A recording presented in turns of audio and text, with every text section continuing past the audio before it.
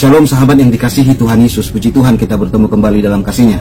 Sebuah video yang membuat saya merinding ya, bagaimana orang-orang Arab menyatakan imannya di hadapan publik sahabat.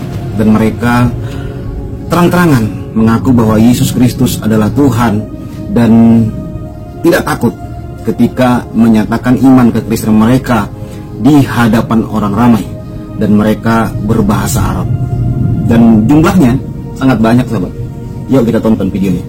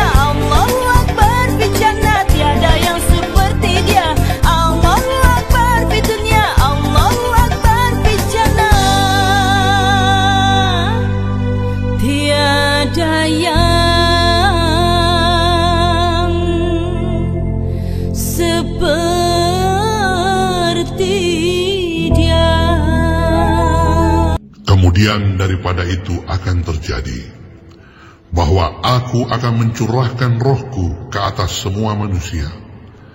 Maka anak-anakmu laki-laki dan perempuan akan bernubuat. Orang-orangmu yang tua akan mendapat mimpi. Teruna-terunamu akan mendapat penglihatan-penglihatan. Juga ke atas hamba-hambamu laki-laki dan perempuan akan kucurahkan rohku pada hari-hari itu. Aku akan mengadakan mujizat-mujizat di langit dan di bumi, darah dan api dan gumpalan-gumpalan asap. Matahari akan berubah menjadi gelap gulita, dan bulan menjadi darah sebelum datangnya hari Tuhan yang hebat dan dahsyat itu. Dan barang siapa yang berseru kepada nama Tuhan akan diselamatkan. Sebab di Gunung Sion dan di Yerusalem akan ada keselamatan, seperti yang telah difirmankan Tuhan.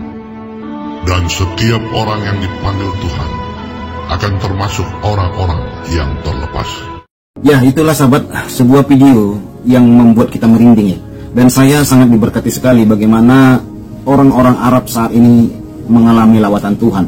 Banyak video-video yang saya upload bagaimana kesaksian orang-orang yang bisa dikatakan bukan orang sembarangan di agama lamanya. Dan akhirnya mereka memilih Yesus Kristus sebagai Tuhan. Ya, bahkan mereka ada yang dulunya adalah dekan di salah satu universitas terbesar di dunia, yaitu Al-Azhar.